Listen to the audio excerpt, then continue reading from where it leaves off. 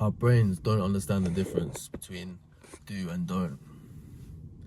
When we focus on something, whether it's a do or don't, the brain still manages to think of that thing. It's fascinating. Like, there's a joke by Joe Wilkinson on I can't remember the show, 9 out of 10 Cats or something or whatever. But he makes a joke about like, they're saying like, what would you do there, Joe? And he's like, I'll probably just play the penguin game. And he's like, they're like, what's the penguin game? He's like, it's just a game where you have to not think about a penguin. And it's like, you've lost, you thought about the penguin.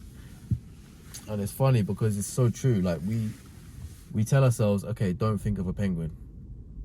What have you done? You've just thought of a penguin. It's the fact that you've said penguin and the fact that you've even said don't think about it.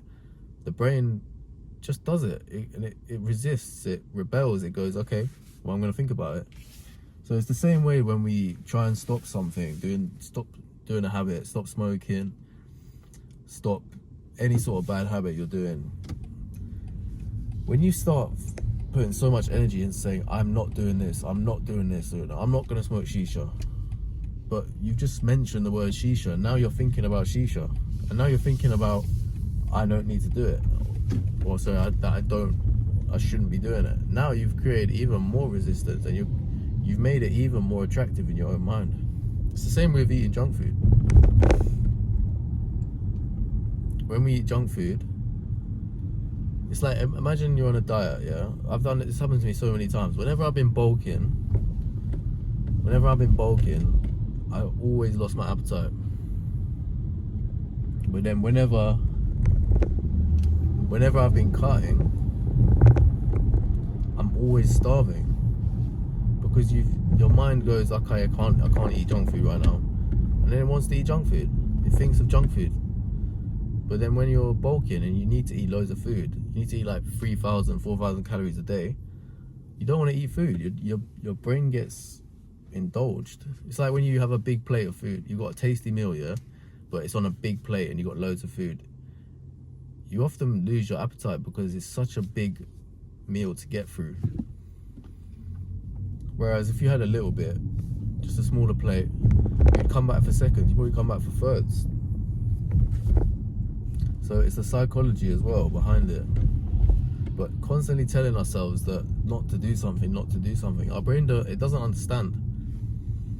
It just falls into the same bad habit of just doing that thing again and again. So a great way to combat it is, instead of trying to change the bad habit, instead of trying to force yourself not to do the habit, just do something else. Switch it, replace it. Because the urges will always be there, but you need to replace it. It's like if you're a smoker, replacing the cigarettes with chewing gum is, every time you get an urge to have a cigarette, you have a chewing gum. It's replaced it. You're still getting the trigger to smoke a cigarette, but instead of the cigarette, you have a chewing gum. So triggers are not a bad thing. We experience triggers all the time. We need to understand what is triggering us. Can I edit my environment so I'm not getting triggered? And if I am still getting triggered by it, by doing something else. Because the more focus we put into not stopping to do that bad habit, it can hinder us so much.